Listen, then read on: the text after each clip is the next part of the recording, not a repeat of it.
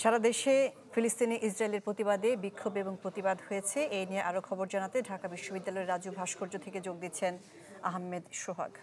সোহাগ, আমরা দেখছিলাম যে সারা দেশেই এই প্রতিবাদ কর্মসূচি চলছে। এখন যেখানে আছেন সেখানকার চিত্রটা একটু দেখাবেন।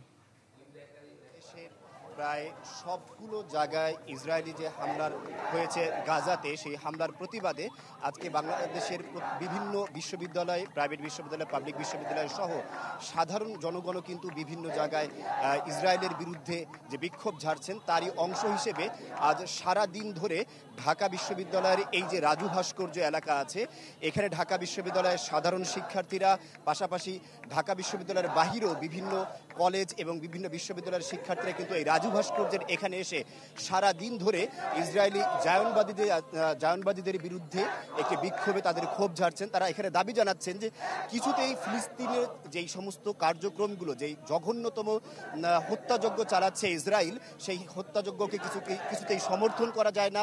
পাশাপাশি তারা এখান থেকে দাবি জানানোর চেষ্টা করছেন যে বাংলাদেশ সরকারের উচিত রাষ্ট্রীয়ভাবে এই হত্যাযজ্ঞ বা এই ধ্বংসযজ্ঞের বিরুদ্ধে পদক্ষেপ নেয় এবং প্রতিবাদ করা। শিক্ষার্থীরা ছাড়াও আমরা এখানে দেখতে পেয়েছি ঢাকার বিভিন্ন জায়গা থেকে আসা সাধারণ জনগণও কিন্তু এখানে তারা বিক্ষোভ করেছেন। আজ এই রাজু ভাস্কর্য বাদেও আমরা দেখতে পেয়েছি, রাজু ভাস্কর্য আমরা দেখছি কিছুক্ষণ আগে বিভিন্ন পলিটিক্যাল পার্টি যেগুলো আছে, বাংলাদেশের রাজনৈতিক দলগুলো যে আছে, সেই রাজনৈতিক দলগুলো কিন্তু তাদের বিভিন্ন কর্মসূচি পালন করেছে ইসরায়েলের এই আগ্রাসনের বিরুদ্ধে। তারা এখানে বলার চেষ্টা করেছে যে গত 2023 সালের অক্টোবর মাস থেকে ইসরায়েল ফিলিস্তিনের উপরে যে নেক্কারজনক হত্যাযজ্ঞ চালাচ্ছে, যে যুদ্ধ চালাচ্ছে, গত কয়েকদিন আগে তারা নামমাত্র একটি যুদ্ধবিরতি করার নামে একটা প্রহসনের মাধ্যমে সেখানে তারা একটি বন্দি বিনিময় চুক্তি কার্যক্রম করলেও আসলে প্রকৃতপক্ষে তারা ওই বন্দি বিনিময় কার্যক্রমের মধ্যেও যে হত্যাযজ্ঞ চালিয়ে গেছে এবং যুদ্ধের সংঘাত, তারপরে বিভিন্নভাবে অত্যাচার চালিয়ে গিয়েছে।